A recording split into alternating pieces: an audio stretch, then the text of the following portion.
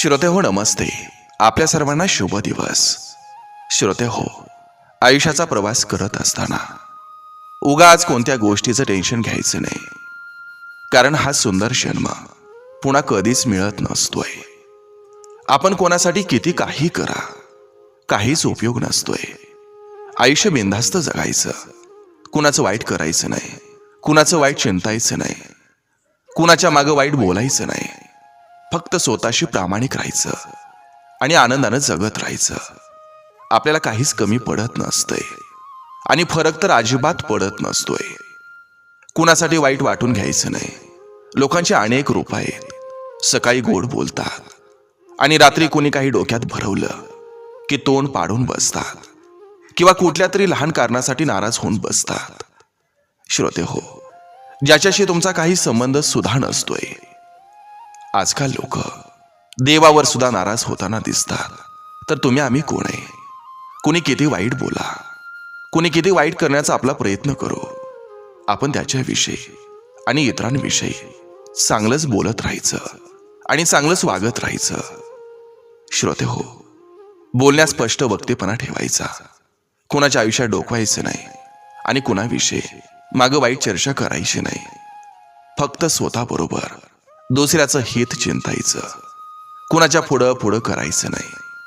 जिंदगी मस्तीत पण शिस्तीत जगायची. आपल्याला माहिती आहे, थंड पाणी आणि गरम इस्त्री जसं कपड्यावरच्या सुरकुत्या घालवतात, तसंच शांत डोकं आणि उबदार मन आयुष्यातील चिंता घालवत असतात. म्हणूनच नेहमी हसत राहा, कारण हा सुंदर जन्म पुन्हा कधीच नसतोय. नक्की विचार करा. चला, आजही आपल्यासाठी सुंदर विचारांची ही शिदोरी, ही मालिका अशीच पुढे घेऊन आलोय.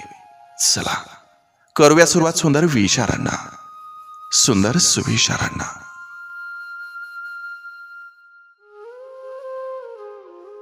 दवबिंदूचे तुषार हे हिरव्या पानावरच आणि भावना या हळव्या मनावरच छान दिसत असतात. संयम ठेवला की दिवस बदलायला वेळ लागत नसतो.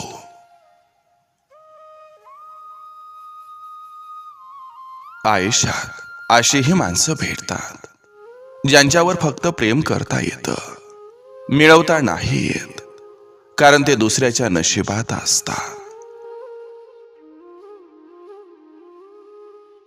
वाईट वेळ ही प्रत्येकाची ठरलेली असते. ते कायम एकाच्या घरी मुक्कामाला थांबत नाही.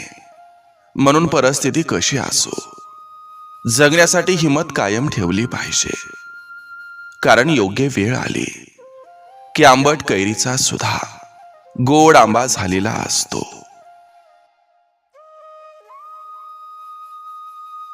समोरचा व्यक्ती प्रत्येक वेळी तुम्हाला समजूनच घेईल, कारण इगो हा आजकाल प्रत्येकात जवळ आहे.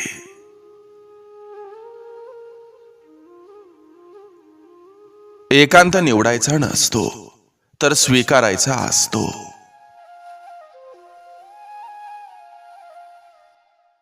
कित्येकदा एखादा माणूस सहन करतोय म्हणजे त्याला काही पर्याय नाही असा अर्थ होत नसतो. त्याला अनेक पर्याय असतात, पण आपले संस्कार मान मर्यादा राखून जीवनात काही गोष्टी केल्या जात असतात. जसं जसं आयुष्यात आपण मोठं होत जातो, तसं तसं आई वडिलांनी सांगितलेली प्रत्येक गोष्ट ही खरी होताना दिसत असते. तुम्ही आयुष्यभर लोकांवर हसत राहा, टोमणे मारत राहा. लोक न बोलता तुमच्या पुढे निघून जातील.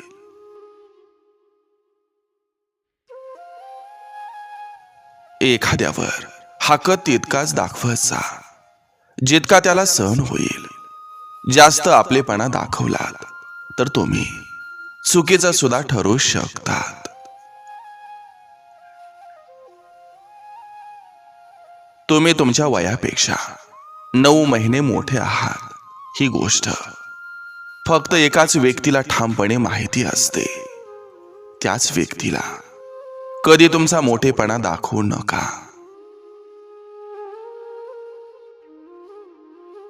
मैत्री ही वेड्यांसोबत करावी, कारण संकट आल्यावर शहाणे माघार घेतात.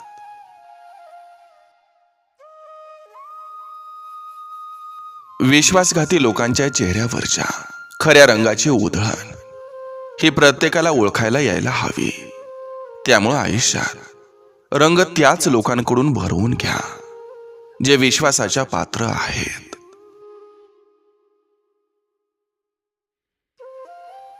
एखादी गोष्ट करायची झाल्यास कोण काय म्हणेल याची पर्वा अजिबात करू नका, कारण आपली परिस्थिती फक्त आपल्यालाच अवगत असते.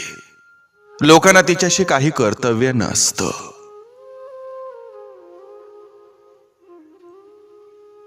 काजू बदामपेक्षा धोका खाल्ल्यानं माणसाला अक्कल जास्त येत असते.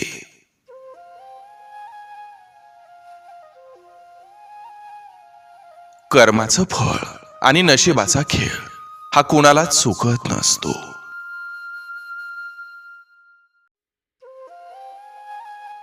नाद हा प्रत्येक गोष्टीचा असावा, पण व्यसन कुठल्याच गोष्टीचं नसावं. ओसन्या कौतुकापेक्षा कमावलेला आत्मसन्मान कधीही श्रेष्ठ असतो.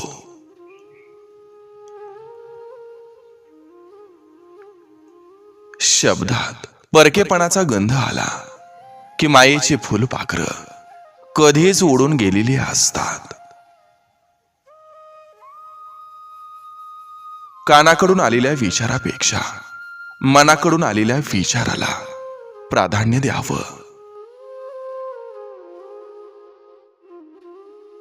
योग्य व्यक्तीसमोर व्यक्त होणं आणि अयोग्य व्यक्तीपुढं मौन पाळणं नेहमी संकटांना दूर ठेवायला मदत करतं.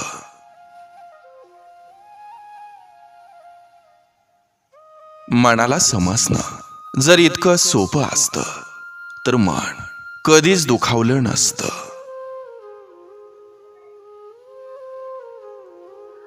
तोच गुरु श्रेष्ठ असतो ज्याच्या प्रेरणेनं एखाद्याचं चरित्र बदलतं, आणि मैत्री ती श्रेष्ठ असते ज्याच्या संगतीनं आयुष्य बदलतं.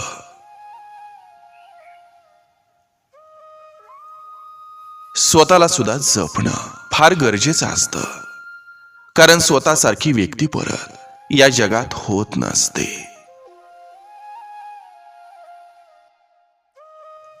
कोणी पाण्यात राहूनही सुकतो आणि कोणी दगडात राहूनही बहरतो. ज्याची जशी जिद्द तसा तो टिकतो.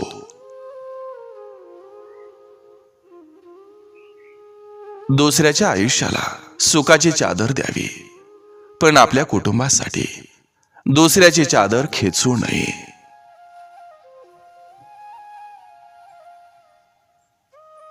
ज्यांची लायकी गाढवावर बसण्याची सुद्धा नसते अशा लोकांना डोक्यावर बसवून मिरवण्यात काहीच अर्थ नसतो.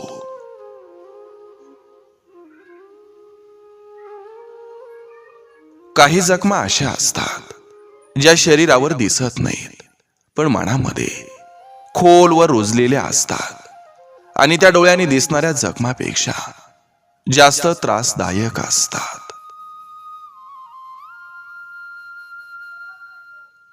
बघण्याची नजर चांगली असली की डोळ्याला दिसणारी प्रत्येक गोष्ट ही चांगली दिसत असते.